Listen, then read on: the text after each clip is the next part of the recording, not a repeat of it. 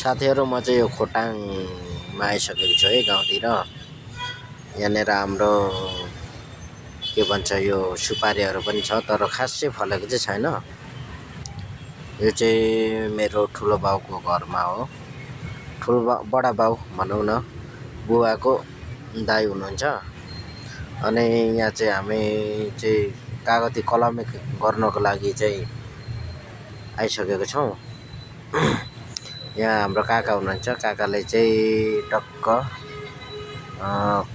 यो कलमीको लागि है, खर चाहिँ कलमीको लागि, कलमी काट्दा चाहिँ चाहिन्छ बाहिरबाट कभर गर्नुको लागि।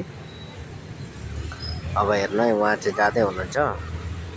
हामी चाहिँ कलमी कसरी काट्ने, कसरी कलमी गर्ने कागतीलाई भन्ने चाहिँ मैले देखाउँदै छु है साथीहरु।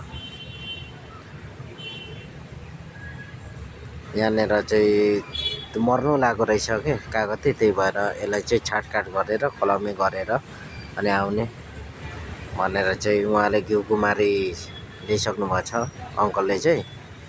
अनि मलिलो माटो यो यसले त हान्दो पो रहेछ हो। यस्तो हान्नु खोज्छ यो सानो पाडोले। म चाहिँ यो पाडाको छेउबाट उतापट्टि जान लाग्छु, त्यही भएर उसले चाहिँ हान्नु खोज्दैछ, नचिनेर होला सायद। अनि यहाँ अंकलले चाहिँ छाटकाट गर्नु हुँदैछ, कलमी काट्ने ठाउँ बनाउनु हुँदैछ उहाँले चाहिँ। अब हेरौं, यो चाहिँ घिउकुमारी है। अनि यो मलिलो माटो ल्याइसक्नु भएको छ उहाँले।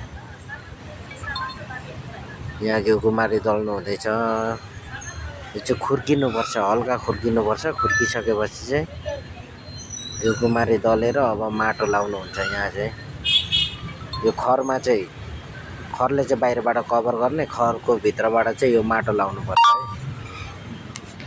माटो लाएर त्यहाँ चाहिँ ट्याप्प बानेपछि चाहिँ अनि लगभग 2 महिना 3 महिना जति यसलाई चाहिँ पानी लाउँदै राख्नुपर्छ। अनि योबाट जडा छोड्छ यसले चाहिँ है।